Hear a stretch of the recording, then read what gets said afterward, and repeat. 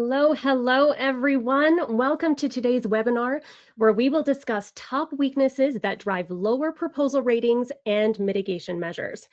Thank you so much for investing this time with us and our industry leaders. As with all Shipley webinars, this presentation, including a PDF of the slides, will be uploaded to our website by tomorrow. So please share with your colleagues and anyone who might benefit from today's discussion. If you have questions during the presentation, please type them into the questions tab in your control panel, and we will get to as many as we can in a 20-minute Q&A session at the end of the webinar. Before we get going, let's talk about some things we will discuss today. So this is our agenda. We will start out with government evaluation and proposal ratings. Then we'll jump into the evaluation criteria and how that presents in scoring outcomes. We'll go over FAR requirements, and then we'll have some examples where we talk about evaluation score risks and what could have been done with those risks to create a higher score. We'll talk about how we can prevent those low evaluation scores, some mitigation measures, and some tools and techniques to strengthen your evaluation scores, because that's why we're all here. We want to strengthen our evaluation scores. We want to get that outstanding on our proposals. So before we get into the fun of all of this, and I pass the mic to Nia, I wanted to tell you a little bit about Shipley. So we have been in this industry for over 50 years. We consult, we have professional services, and of course, training, which is where this free webinar comes in as part of our training. So if you like what you see here today and what you hear, and you want more, then please visit our website. You can do so at shipleywins.com. We have our current training schedule there. And of course, if you want to bring training to your company, we can send a trainer to you. So please contact us if that is something that interests you. All right, without further ado, I will pass the mic on to Nia, and she will introduce herself, and she will give us her abundant knowledge in evaluation scoring. Hi, everyone. Thank you so much for attending. I think on my end, I'm having a virtual, I'm not seeing the slides pop up yet. We don't need them just now, but if we could get those on the screen so that I can see them as well, that would be great. In the interim, welcome everyone. This is called Evaluations, things that we have looked at Shipley as far as an introduction is concerned. We have looked at, for the past, from 2023 to 2025, so the 80% of the work that we do is consulting, essentially. BD consulting, capture consulting, proposal consulting, leading these efforts, winning these efforts, etc. So as such, we're going to be discussing the details of what that entails, what we have seen, why they have won, why they have not won, what the government said the weaknesses and the strengths were, and how do we mitigate those issues. So with that, we're going to go ahead and get started.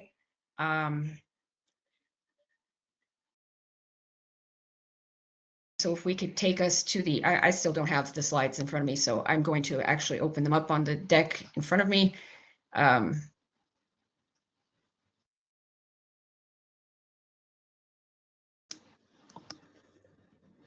Mallory, if everyone else has them, can you let us know? Okay, great. So I have them on mine.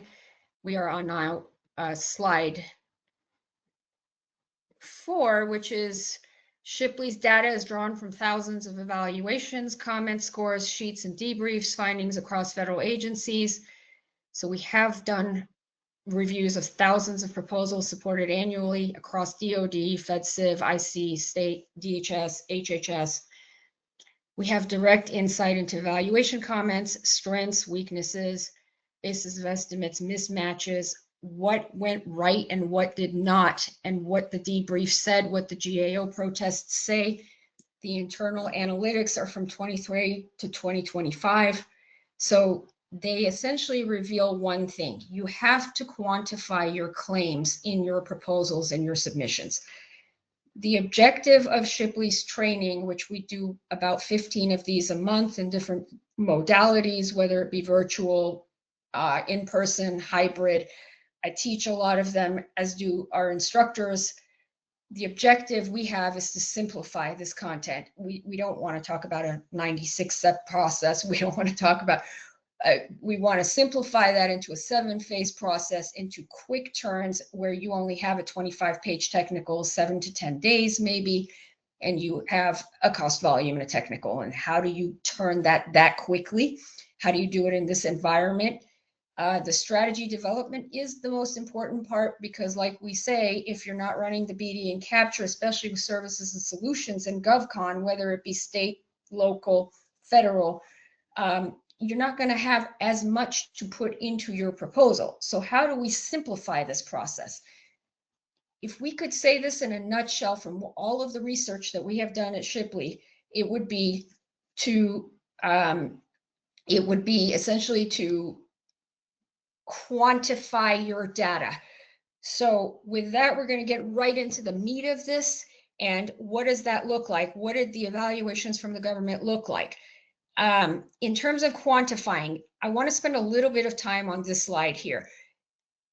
In the GAO protests, even at the agency level, before it gets to GAO, and we'll get to protests, we're not there yet. This is just an introduction overview. 61% of the proposals that scored green or blue had quantified claims. So therefore, those protests were not sustained, right? They were essentially overruled, they were overturned, the contractor got the award. They were quantified so the government could defend their decision. 61% of the proposals that quantified their claims got a 61% were green or blue. Green means that they were found to be good in the evaluation criteria. Blue means outstanding or far exceeds, right?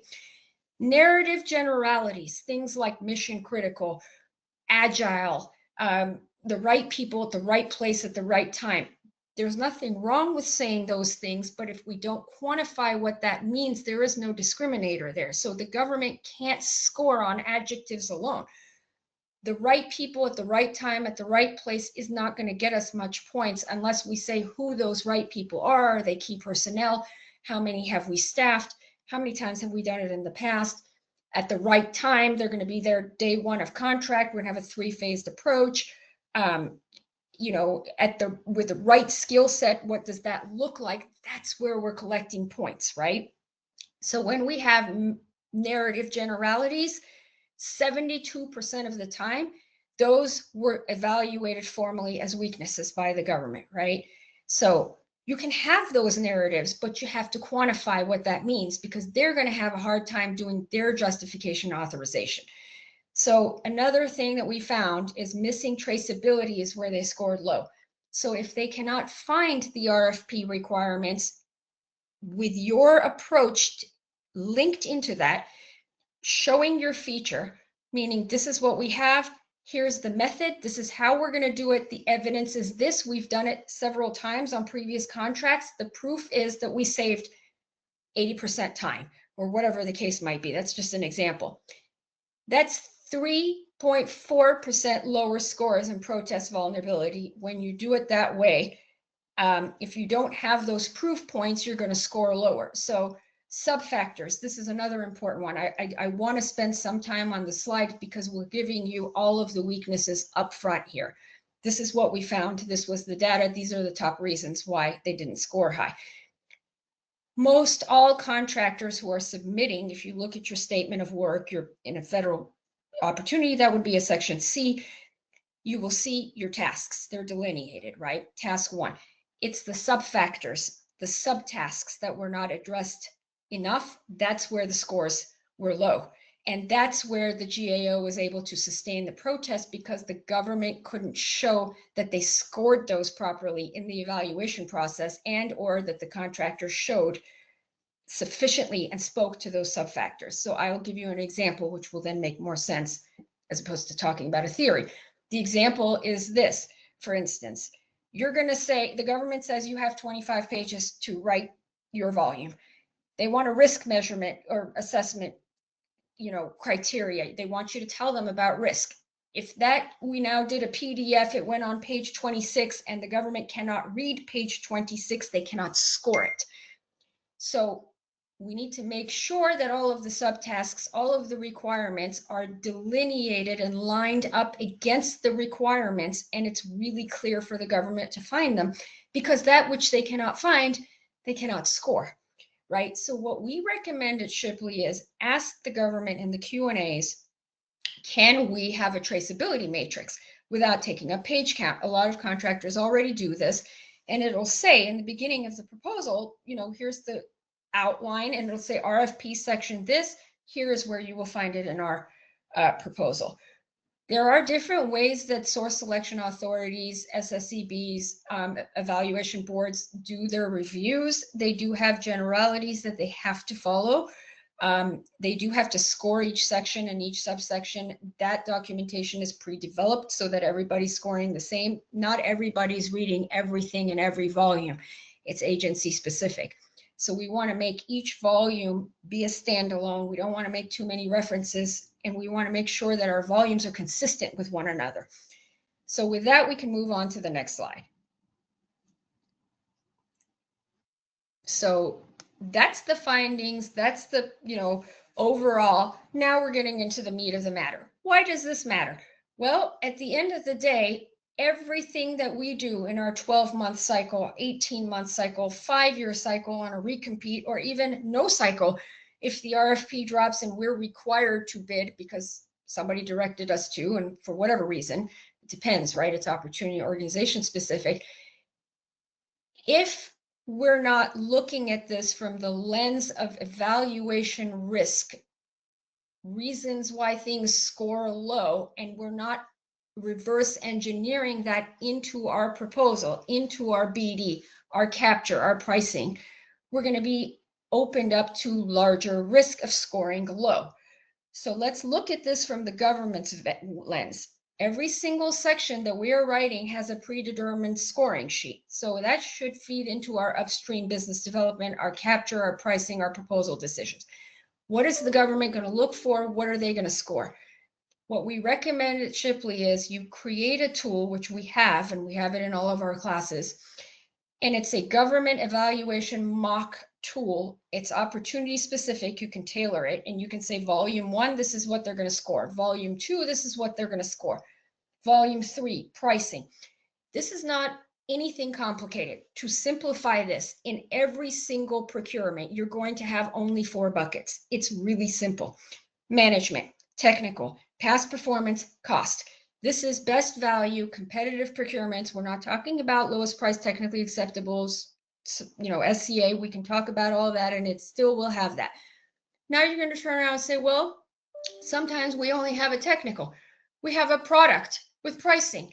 That's a little bit different, but if there's a narrative required, they're going to look at elements of past performance, even if it's not called that. Relevant experience. Why? Because the government is risk adverse.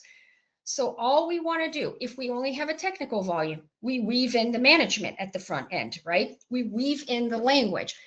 They are scoring 4 components: management, technical, cost, experience, and or past performance. They will tell you this in section M, right, in federal procurements. So that will be the criteria that they are scoring against. They're required to do it per the FAR. So all we got to do is make a scoring matrix that said management elements, technical elements, cost elements, and past performance or relevant experience, and we score ourselves in that section. That's what a review should look like to mitigate risk of getting low scores, right? Of course, I'm simplifying this way more than it would otherwise be, but because for the sake of this presentation. So many proposals score lower due to weak linkage between claims and evaluation criteria. It really comes down to quantifying the data. If you can do call out boxes with data, X%. At the end of the day, what does the government want? They only want one thing: faster, cheaper, and better. We have to show them that. Showing them that does not mean that we are going to go back to them and repeat, we're going to do it faster, cheaper, and better. We're going to show them how. We always talk about this elusive how. The elusive how translates into quantifiable data, metrics, descriptions, past performance, examples, citations, people that we had in the work, how many of them, numbers, locations. That's what's being scored, right? So low scores commonly result from inadequate substantiation of strengths and discriminators. Now we can talk about how great we are and all these strengths and discriminators. If we don't quantify, we don't collect as many points. So that's essentially the gist of this webinar today, actually. Contractors directly influence evaluation outcomes through how clearly their proposals present the actual evidence. So that's what's so important there. And with that, we can move on to the next slide. So here we have the FAR evaluation standards. We're not going to spend a lot of time on this. The FAR is the FAR. It's the Federal Acquisition Regulation. When we say the FAR, that's with the understanding that not all procurements are following the FAR. If we're doing state and local, if we're doing agency specific, there are agency specific requirements. The objective of this is to say that there are predetermined evaluation criteria, standards, and requirements by agencies that each agency has to follow on each procurement. So it's not as flexible as it could otherwise be. So here we're using the FAR just as an example, right? Agencies must evaluate on stated factors and subfactors. We highlighted that in green because that's where we saw with the GAO protests, with the debriefs, with the surveys that we did with the contractors that lost, that had the oral debriefs with the government, they didn't hit the subfactors. That's really, really important. Now you can say, well, we may have a lot of subfactors. There's a lot of government shalls. It could be a 76-page procurement requirement just for technical. Yes. Then we drill it out into the next level and we do a prioritization. What subfactors are the most important that they have? And it's related to risk again, right? If we don't address, it's going to be a risk to the government because it's a risk on the program. And we address those. We're obviously not going to get into minutia on page 73 of government furnished equipment unless they tell us specifically. So this is where the judgment call comes in. But you definitely want to address the subfactors. We saw that as one of the top 3 reasons why proposals score low. The source selection authorization has to document the rationale for the trade-offs and decisions. So in best value, you have a trade-off, meaning that you can go a little bit higher on cost. Again, it's opportunity specific, so we don't want to make too many generalities. But you have to provide the quality and the justification of the trade-off of going higher in price.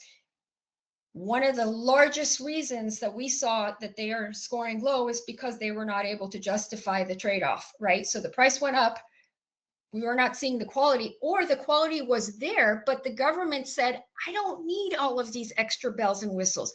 We don't have the funding for it. It's outside of the scope. So again, that's where the shaping comes in and the judgment call in a lot of different factors, but they are required to evaluate this. Another thing, cost realism requires alignment of proposed costs with technical approach. So this is where we say, try not to make any substantial or material changes after red team. So red team is the review that comes after gold team. It's really where your content review in terms of moving things around should end. Gold team should then be probably just final touches up before going to white glove. And there's, in our classes, we talk about a schedule of where to have your pink team, how to prepare, when to have the red, the gold. We can't get into that right now. However, having said that, 75% as the procurement has gone by, let's say the RFP dropped January 1, it's due January 31st. 75% of that time, beyond that, we don't want to make substantial material changes. We're always trying to position you for the best P-win ever. So we try to say, have your pink team even before the RFP drops, if you can. We know that's complicated with charge codes and everything else. At least create buckets. A management approach bucket, technical bucket, past performance, cost, and put your documents in there. Start looking at your past performance. This is what I'm going to use. This is what my CPAR is going to look like. The CPAR is the contracting performance. It's a evaluation that the government uses. Again, we can't get into details on that, but start putting your components together as early as possible. Beyond red team, if we're going in there and doing things like changing costs, this is when we need to cut this by 20%. So now we're going back to our engineers and cutting the technical by 20%, and the two are not lining up. That was the number 3 reason why these proposals weren't winning. Now, we say this with a caveat of saying we only evaluated like 1,880 documents, not from the past 2 years. There are all kinds of reasons why things win and lose. We're just telling you the trends that we saw from the different areas of data aggregation that we did and what it showed as a general approach. The rest is what you do with it as a grain of salt, opportunity and organization specific. Here we have a note on the bottom that says most GAO protest sustainments cite the failure to document evaluation logic at the subfactor level. So here we really want to prioritize the subfactors that fall under the tasks and the factors, because that's where we saw people losing points, right? And with that, we will go to the next slide. And this is the government's evaluation process. Again, this is just an example. It's to simplify it. Different organizations, we get this in every single class. Does DOD and DIA do purple? Yes, they may. But this is a simplified, what we call the stoplight approach. So here, you're going to score your 4 buckets. We talked about the 4 buckets: the management, the technical, the cost, the key personnel. You're going to go in there and you're going to score yourself. So we talk about it, red being 1 through 3, yellow being 4 to 6, green being 7 and 8, blue being 9 to 10. And you can make that out of 100. So remember when we were in school, we got scores. Am I going to score myself, an F minus on this? For instance, I say that to keep everybody's attention, meaning that, our past performance does not meet size, scope, and complexity at this time. We have a $50 million effort, and our highest citation is a $7 million effort. Like, okay, so at this point, I don't think anybody's going to be bidding. I'm giving you that as an example, right? Red is also non-compliance. If there is an issue such as, this is a small business set aside and we're not a small business and we don't have a joint venture and we don't have an over and under plan, then at this point, we're probably going to be red, right? Those are the things that we want to look at. Marginal. This is so important. I want to take a second to go over this because this is what we see. We do 15 of these a month, as I say. We have all kinds of contractors in our classes and open enrollment. We have 30 people from 30 different companies each month, and we see the surveys and the feedback. Some contractors confuse minimum requirements with far exceeds. This is so important. Minimum requirements, for instance, let me give you a tangible example. The requirement is to bid a $20 million contract. Contractor says, well, we have past performance. Well, you need 3 citations within the past 3 or 5 years. You normally do, right? Okay, we have one for 15 million. We have one for 18 million. We have one, we're going to go get a teammate and bring another one in. Does that make the minimum requirements? Maybe, depending on what your teammate brings in, what you can use, what that value is. Again, it's organization specific. Does that make far exceeds? Probably not at that point, right? Because your competition can go in there with something that's 30 million, 40 million, doing all of the tasks and the subtasks, and their team is strong. You're only evaluated against your competition, even if they do them individually and the government can direct them, don't compare them against each other. You're still going to score, right? So that's probably not going to score a blue, a far exceeds. So we don't want to go into opportunities saying we have past performance, so we make the requirements. So when you're scoring your own past performance citation, we want to honestly look at it and say, does this meet the minimum requirements, or is it a far exceeds, or is it a good? That's not to say to bid or not to bid. That's a different conversation. It's to say to have a realistic idea of where we are, where we need to get, and how we're going to get there. Maybe we need to subcontract. Maybe we need to bring on stronger teammates. Maybe we need to reevaluate. That's why you do this, right? So here we're going to use the government's own evaluation criteria, all the data that Shipley came up with, and we're going to create 4 buckets: management, technical, cost, past performance, and we're going to create a scoring sheet that's going to be just like this, and we're going to score our 4 buckets. If we want to become really much more active on doing this, we create like several of these documents like we have at Shipley. We give it to all the reviewers. Now, if 25 people come to you that are independently reviewing the same volume, the same piece of paper, the same paragraph, the entire same proposal, doesn't matter. Your organization can do it however they want. And they're giving you a yellow plus, 25 people in the range, the average falls there, right? You're going to have some that are going to give you a 6 because they're doing a horizontal review of the whole thing. They don't know the technical. You have other people doing the vertical. I'm going to give you a little lower because they find the technical to be not completely adequate. There is usually a range there. If it falls between the yellow plus, for instance, chances are the 27th person who evaluates that to include the government is not going to give you a blue plus. Chances are they're not going to give you a red minus. That's going to give you a quantifiable way to determine where you're going to land on this so that we're not playing a guessing game, right? Again, we don't have all the criteria of who's doing what, who's sitting on what source selection committee. We won't ever. Can we? Yes. Can we ask? Yes. Do we have to? No, we don't on all of our opportunities. But we can quantify it in our minds, knowing what the general system entails, and that's what it entails. And with that, we can go to the next slide. And I can show you guys their illustrative government evaluation scorecard. Here, you see that we have given it a weight. The weight comes from us as a contractor determining what we think the government would think was most important. Are they going to score management as high as technical? Maybe, maybe not. This is an example of somebody who's run capture and they're determining that perhaps on this opportunity, it's highly technical. The government is likely to put 40% weight on this. You don't have to do it this way if you do not want to, if you don't have the information, but you want to at least, even without weight criteria, score yourself. So with that, we can go to the next slide. This is just an example. So here we have, this is the government's performance confidence ratings. So this is a lot of the time how they score things like past performance. Why do they do it this way? When we say confidence ratings, we're talking about confidence with what? Against risk.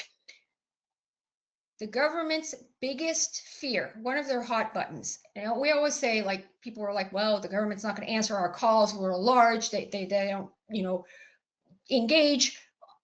They may or may not. They're humans. We can't control that. But what we can know is there are a finite number of hot buttons. What are your hot buttons? It's your performance risk.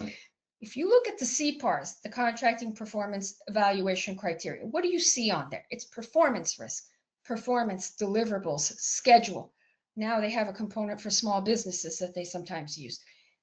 That's what they're using to measure performance formally. So what they care about on the front end is the same thing. Deliverables, schedule, performance, risk.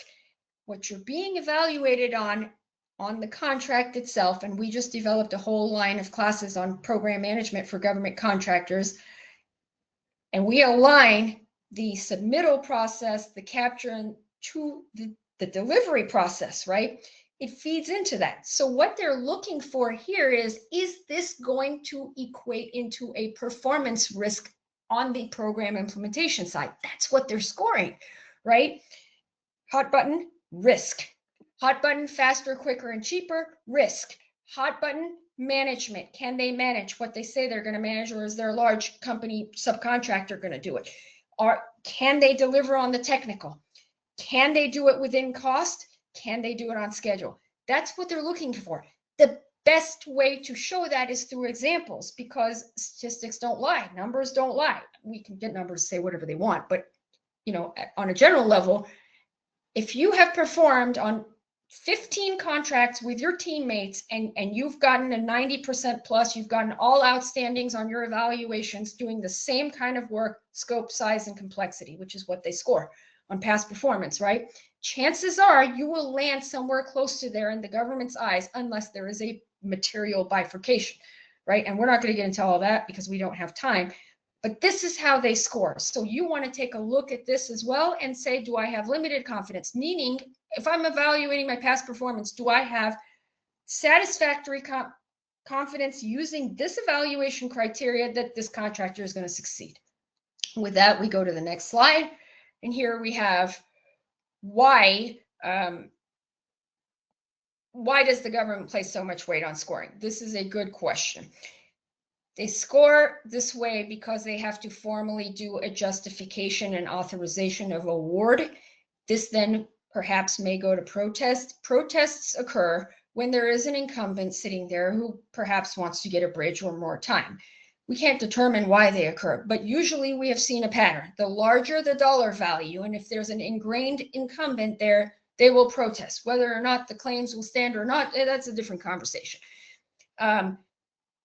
Because in the protest, remember, the protest is not against the contractor, it's against the government, where the contractor is saying you didn't score us fairly, you scored someone else unfairly. So they have to show their scoring cards there and justify why they scored the way that they did. So this all ties back. So if we think about it as the government, not as ourselves as the contractor, what are my fears, right? I don't want this thing to be protested because it means not continuity of services, perhaps. It means money and time. So that's why they score the way that they do. So unreasonable technical evaluation was what they found. As far as weaknesses, evaluation weaknesses driving sustained protests, flawed or undocumented best value trade-off. We went over all of this in the beginning. Unreasonable price realism was the number 3 reason they scored low. The number 4 was evaluation failures account for the majority of sustained protests over the past 3 years. These are the top 3 things that they found. Where protest risks originate: in the business development, in the capture, in the proposal, because whatever we did in business development or capture or didn't do will not follow through in the proposal. So now if we're going to the proposal and we don't have that data and we can't quantify it, they can't score it. That's where we say tie it back to your front end. Think about it from the government's perspective. How are they going to score these 4 buckets? What do I have to do from where I am now to get to where I need to be to score that blue plus, right? So BD, misinterpreting the customer's mission drivers, perhaps. We're not saying that this happens. We're saying these are risks. Capture, failure to develop measurable discriminators. Discriminators mean something that you have that the government wants that competitors hopefully will not have. If they have it, then you have to show why yours is better than them. And that includes finding out and understanding what their solution entails. That's a whole different conversation of how we do that. That's in our classes. But for the purposes of this, pricing, basis of estimate is disconnected from the technical, scores low. Proposal management, missing traceability. We talked about that, lining up the requirements with this. Proposal writing, qualitative claims, adjectives. Again, adjectives, if they do not have quantifiable metrics on their own, it's harder to score them. So we always say, if you're limited on space and time, take the adjectives out, keep the quantifiable matrix in there. It talks the talk. You can talk the talk too, if you want to, and say, therefore, we are the best vendor, at the lowest cost, but you really want to have those metrics in there. So with that, we're going to go to the next slide, and that is internal findings. We went over this in the beginning. We always go over everything in the beginning of what we're going to cover. So we told you what we were going to cover. We're covering it now. We'll cover it again, but this is the same. 61% higher odds of green ratings when evidence is quantified. 72% of technical weaknesses stem from narrative generalities. If we don't quantify traceability gaps, they're 3 to 4 times more likely to increase your protest vulnerability and or your low score, because these 2 things are unfortunately connected, right? Subfactors, again, under 70%, we strongly correlate subfactors with GAO ratings, scoring, protests, all of this is connected. So these are the 4 things. With that, we can go to the next slide, which is now great. We have all this stuff that we know. We have our 4 buckets. We know how we're going to score them. We know how we're going to run BD and capture, but now what do we do? So on the business development end, what do we do? Objective, we identify measurable customer outcomes and evaluation drivers, right? What does the customer want? Remember, everything is change management, right? Where is the customer now? Where do they want to get on this program? Who is their end user, and how do we help them get there? When we present a proposal to the government, we cannot come off just as the technical expert. And I'll tell you why, because there are a lot of technical experts. What's going to put us in the blue is being the technical expert that is also the trusted vendor. The trusted vendor is leading from the front, meaning telling the government, we highly recommend you do X, Y, and Z because we created this process, we own it, we know how it runs. That's what they want. They don't want to pay us and then manage our program for us. So in being the trusted vendor, we have to understand where the government is, where they want to go, and how they're going to get there before we can speak to that trusted vendor language. Again, if the government's not talking to you, RFP drop, that's a different story. Things happen. These are just general practices, right? BD outcome mapping chart. We have this tool. The pain point of the customer, the required metric that's going to fit into that pain point, our metric, and the evidence that we have to show that we did it, right? Here is a physical example right here. There was a backlog on the contract, 38% throughput increase needed. Our past automation data resolved that issue. Then we can get into stories about how we resolved that issue on what contract, naming the client, recency, scope, size. You see that. But this is essentially, identification of the hot button, addressing it through data, tying it to the customer hot button. So BD identifies measurable outcomes driving all downstream proposal sections. Long range BD is prior to capture, meaning it's not opportunity specific. The long range BD part of it, we're learning about agencies, customers, clients, core competencies that they look at. That feeds into the capture, right? We don't always necessarily do all of this for every single proposal. Again, we're giving you best practices. With that, we go to the next slide is what can we do in capture? Convert your requirements into quantifiable discriminators. Now we know what the government's requirements on this opportunity are, what their needs are, what we think, what their hot buttons are. How do we quantify this into a measurable, scorable package? That's what we are presenting here, right? Requirements equals metrics conversion. So here you see the example, data protection, AES 256, ROP, 4 hours, 0 audit findings, capture risk register is going to show you how to do this. We have a capture risk register that we give to our participants. Here we have a risk. What does that mean? It means that the evaluator considers that to be a high impact component, and if it is done poorly, they're going to look at risk. So here, for those components, you need stronger proof points, stronger benchmarks, and evidence to earn the strengths and avoid those weaknesses. So here, it goes back to the concept that we discussed before. You're going to measure, is this a high-level priority for the government? Is it mid-level or is it low-level? And if it's high-level, you address it. That's what our risk matrix does. You don't have to have a risk matrix. You can create it. Here's the hot buttons that the customer has. We think that these are really important to them. We're going to increase our ability to speak to this in terms of proof points, right? Simplifying it. It's not that difficult. So those are the examples of some of the things that you're trying to come up with in capture, which then shape your capture strategies, right? Along with your teammates. Moving on to the next slide, which is pricing. Again, the top reasons why they scored low in 23 to 25 for the 1,880 data points that we evaluated was the alignment of the basis of estimate with the staffing, with the technical flow. There was not cost realism. Cost realism means either the thing was too high unnecessarily or it's too low, and we don't think that the government doesn't think that it can be implemented at that price, and or it doesn't align, meaning that your cost volume, what you're proposing, doesn't align with the technical. They actually did score down for this reason. I think everybody pretty much knows that that happens. So here you want to make sure that your volumes are standalones. They are all speaking to the same solution, the same pricing, and that all makes sense. There's been no final changes.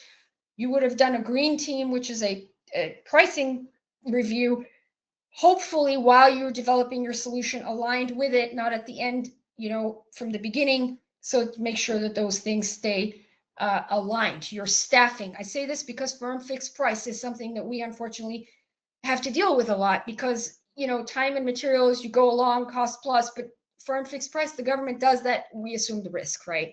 So here we have to blend rates. We have to think and become very creative on how we do this. We just need to make sure that it aligns and it clearly shows them to the extent that they can justify their scoring. So with that, we can go to the next slide, which is proposal management, next step in the process, right? So we identified what are those risks that the government found, why they found it, how they score, what they are scoring, what buckets they score, and then we duplicate their process. We create those same buckets, we score them in advance, we find out what our weaknesses are, we create a matrix on how we're going to improve. By the time we're done submitting this thing, we're going to address those, right?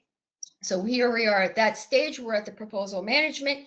You're going to make the evaluation effortless for the reviewers, meaning that your section L, your M, so L is the evaluation criteria, or M is the evaluation criteria, L is the requirements. This is just for federal. Don't worry about the alphabet. The concept is that these components have to align with the RFP. So if the government says whatever they're saying in their request for the proposal, you say on this section, you italicize it and you speak to that. And we're not putting a lot of extraneous other things that will confuse them, because that which they cannot find, they cannot score.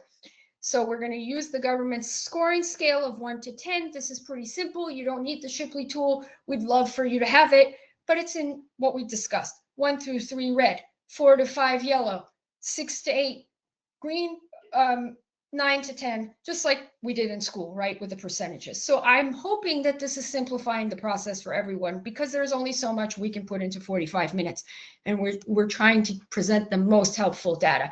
So for the proposal management part of this, you really want to make sure that this comes across clean and they can score it. Sometimes they have to score 200 of these and the brain gets tired, and we don't know. So it's better to do it this way. It's clean. Proposal writing. Replace adjectives with quantifiable evidence, metrics, impact, value, strength, right? Because we see these proposals over and over again, and it's like 25 submittals said the same thing. Essentially, we have an agile management approach. The problem with that becomes, if we don't quantify that, who's going to come into the proposal and say they don't have an agile management approach? Who's going to say that their management approach is not, viable enough to carry this opportunity, at least 51%? They're not. So when we say things like agile management approach, we're not going to get any additional points because everybody else is saying that too, right? So a tool that we tell our participants, for instance, to use is, if other contractors can use that same sentence in the proposal, and that which they most likely do, it's not going to score as high on its own as a standalone without the metrics to back it up, because that's really where the scoring comes in, right? So generalities really need to go into metrics here. Example, automation improves quality, 22% faster, 31% fewer. Remember, we talked about faster, better, cheaper. Tie it right back in. So with that, we go to the last section, because we're going to go to Q&As in about 3 minutes, and that's on the next slide, which is some additional tools that we have at Shipley that can help you, but you don't have to have these tools. You can create them. So we talked about the capture risk register. This is essentially identifying the government's risks, the end user. This is not, Shipley was built as a non-GovCon before in 1972, FAR even came along. And these are basic writing principles, basic management, basic, that works for all proposals, whether the concepts work. So here, it's not just the government, it's whoever the end user is. If it's a business to business, if it's you being the subcontractor, the prime contractor, and you're trying to write a data call response, if it's an RFI, it doesn't, that the concept is this. The end user has to see this data. They have to see something that's clear that they can evaluate, that is going to give them the justification of why you, which is what we always bring up and we always talk about in GovCon and elsewhere, B2B, grants, whatever. Why you? That's what makes you, is that quantifiable data. So here we've given you some examples of the quantifiable data. You can clearly see it. I'm not going to read all this because these are examples, right? Ramp time, FTE levels, certification rates. The more data, the better. They have more stuff to score, right? With that, we're going to go to the next slide, which is additional tools that we have. A discriminator development worksheet. What is the problem? What is the method? What is the metric? What is the impact to the client? What is the value? So here we're giving you an example. And if you come into one of our classes, we go over a whole day, 5 days of writing these, scoring them, practicing them. But here's a little formula you can use. Okay, you're going to identify the client's problem. You're going to say what your method is of approaching it. Then you're going to say your metric. How has it worked in the past? And then you're going to say the impact. What has that done to the customer, for the customer? And then you're going to say the value of what it's going to do for them here. And you're closing the loop there, right? So as a practical exercise or example here, backlog of accumulation equals automation. That's 38% faster. That's going to clear the backlog. The mission readiness is going to go up. The discriminators must be quantifiable and visible and easy to score. So we've given you another example here with the basis of estimates. I'm sure you guys have had time to read that. This is just opportunity specific example we've given you. With that, we can go to the next slide. Traceability matrix goes into the proposal management. So we talked about what you can do at the BD level, at the capture level, at the proposal management level. Here, you want to identify the requirement. You want to say where it came into the citation, what your proposal page is, your evidence, and your metric. They have to see exactly where you have been compliant to make it easy for them. We want to give them this package and say, look, we're the trusted vendor, but we also happen to be the technical expert because we created this. You don't want to go in there saying we do this stuff. Everybody's going to go in there saying we do this stuff. Nobody's going to go in there and say we don't do this stuff, but you should award it to us. So here we want to show them how we do this stuff, right? So they have to see exactly where they can score you. This is going to prevent. So you go in there saying, look, we've already got this. Here's our example. We're ready to go. All you got to do is give the funding. We're ready to go. It should be like that. That should be the narrative and the tone that comes across, right? So color team evaluation grid is another scoring. It's another tool you can use. Now, hopefully we have this in our head, 1 through 3. Everything that I say here, Shipley's going to put it on our website. The slides will be there. We have my email address at the end. We have a QR code. We have all kinds of ways you can even go into the website and go into the training questions and ask us. But this is all going to be available to you.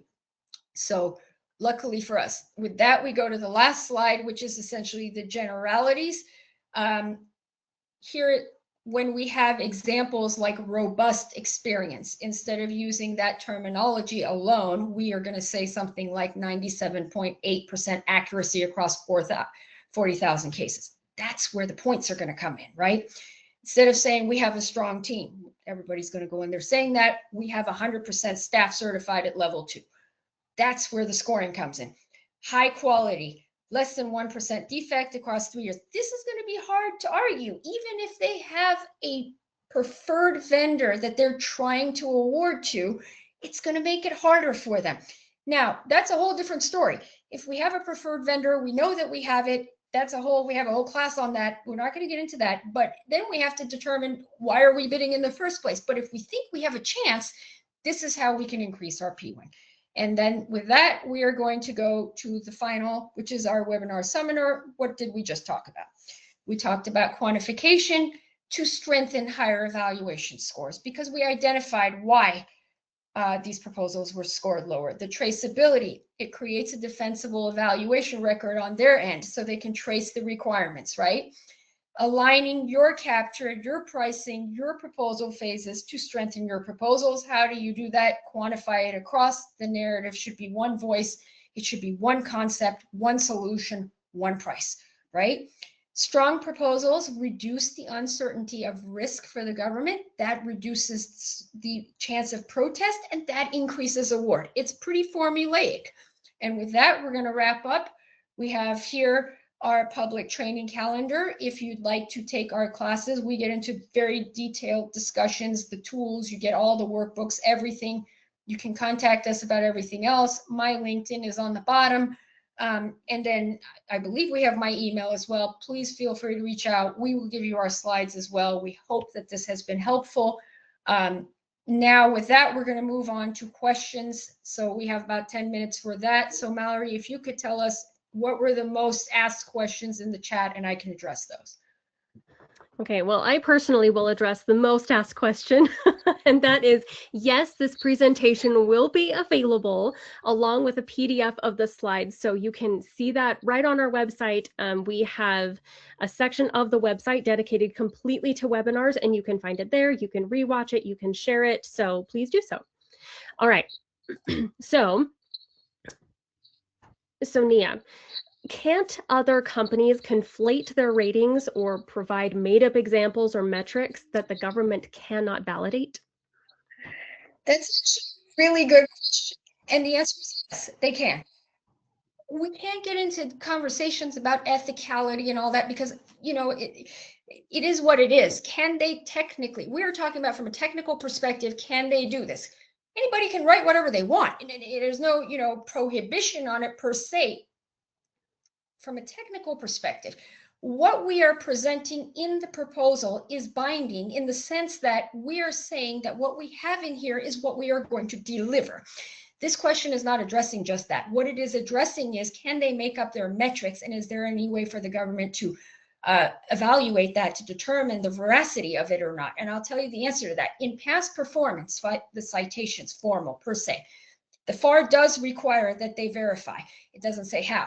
Whenever it doesn't say how, it means that that's the discretion of the agency or the government or that source selection committee.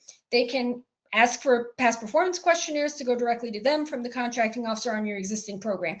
They can contacting the contracting officer directly. They can look at the CPARs. They can, they verify. Are they going to verify everything? Probably not. On things like Oasis, where you see Symphony and you're uploading the actual RFP for your opportunity, it's because they want to see that those tasks really existed on that opportunity, right? That's a different story. We're talking about a large vehicle there. Here, if you are weaving this stuff into your narrative, then no, the government is not going to go into every single data and say, was your retention rate really a 98.7% a week?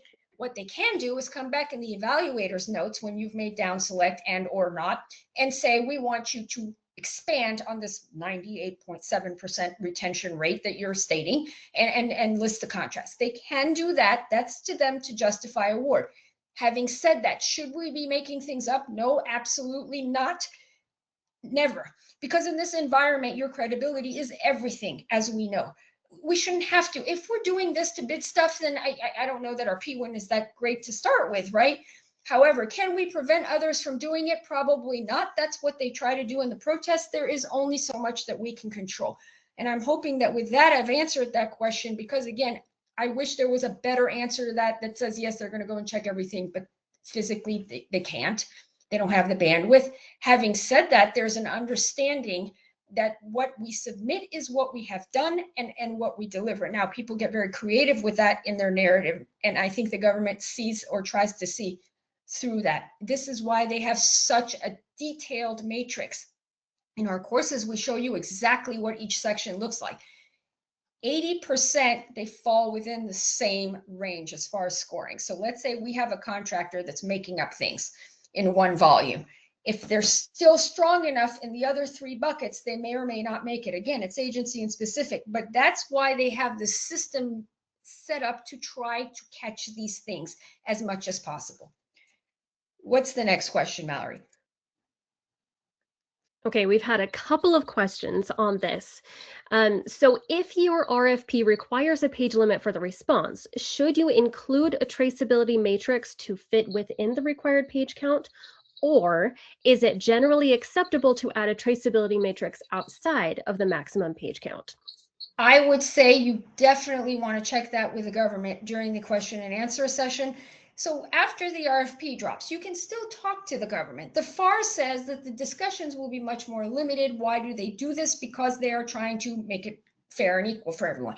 They normally do have a question and answer that's an opening where everyone can ask their questions. Everybody's going to get the answers. We recommend that you ask them. It's one sentence, right? Can we add a traceability matrix without additional page count? Yes or no? If they don't answer it, if you don't want to ask because you don't want everybody to add it, email them separately unless they tell you not to. Now, if you don't want to do any of those things and put it in there, then here we're creating a little bit more risk. Because if you put it at the front end and they count it as page count, again, it's opportunity specific, then you're taking away page count. So we would say for sure, if you have the opportunity, ask them in the Q&As, and it's not going to make you look bad because it is going to make their life easier. So they are inclined to answer your question on that. The second one is it's a compliance issue, right? If they're telling you not to submit additional documentation. So it is opportunity agency specific. Always ask when in doubt. If you don't know, don't add one to the front end. if you think it's going to count as page count, right? Without knowing the opportunity of the agency more, so we could read through it. That's our recommendation, is better to check and be safe. We have time, I think, for another maybe 2 questions.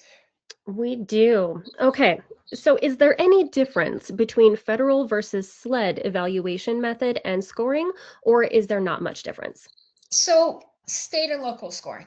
Okay, so state and local scoring. Again, it's the government. So the difference is this: they don't have requirements where it's going to say section C has to be the SOW, the statement of work, the task, the subtask. Section L has to be the evaluation or the requirements, and section M has to be the evaluation criteria. Having said that, there will always be a scoring process for state and local, because the ones that we've seen bid are very, very complex. I mean, we had one 250 pages, a whole bunch of set of materials. They wanted a sanitized copy and non-sanitized. They wanted a physical copy driven to their facility. There's a lot of stakeholders involved in those as well, right? So they are always going to score. They're always going to have a quantifiable metrics, because they have to justify a protest. That happens at the state level as well. They may not call it a section C, but there will be a set of tasks and subtasks against which you will be formally scored. There will be an evaluation criteria against which you will formally be scored, which they tell you. I've seen ones where they're really detailed, where it says the government's going to spend in state and local, especially state, 35% is going to be this. Sometimes they don't, and they're going to tell you the requirements as well, because they do have compliance requirements. Those components will still be there. The scoring system will be somewhat the same. We're never going to know what the agency's specific scoring system is. It's not developed for us to know, but we know that there is a quantifiable matrix. It follows those buckets of management, technical, past performance, relevant experience, and cost. They are required per the FAR to evaluate cost as well. So the answer is yes, they score. Do they score similar? Yes, to an extent, right? What is the next question, Mallory? Okay. So do we know any stats on how much the government uses AI to conduct their evaluation for compliance purposes? We don't. And that's something we don't want to give you an erroneous answer on. It's agency specific. We don't have enough information. So we've created an entire line of AI PWIN, tools, training on our end. We don't have enough data on which agency is using AI to what extent, and we're not the authorities on that. So we don't want to give you, data that's not fully collected, and we don't have the answer to that. They usually, if they don't want you to use AI, they tell you in the opportunity if they're going to use it, but that's something that we are going to really go into detail on, because we don't want to provide misleading information on that just yet. It's a very good question, though. We're all very curious, but Yes. Okay, so one more, and I did want to address one. So we had a couple of questions about which training courses actually, involve the evaluation criteria. Please email us, and we are happy to talk you through that. We don't want to spend too much time on this webinar talking about our own courses. We want to be helpful to you now, but.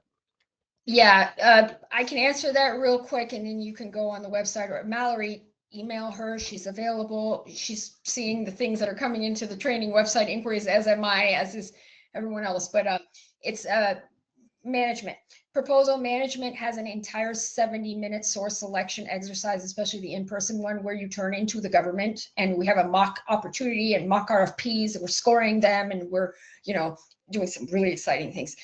The business development bootcamp has that component as well. So both of those classes have it: business development bootcamp and the writing and managing federal proposals. Anything you see that says BD or management is going to have the scoring criteria in there. I hope that has answered your questions and has been helpful, and we are always so delighted to have you. We really appreciate it. Thank you, everyone. Yes, thank you, everyone. And if you have further questions, we are always happy to answer them. So please let us know. We love chatting with you. We love this industry and all connecting. So thank you so much for joining us. And Nia, you are a master. Thank you for sharing all of this information with us. Thank you. Take care, everyone. Bye-bye. Bye.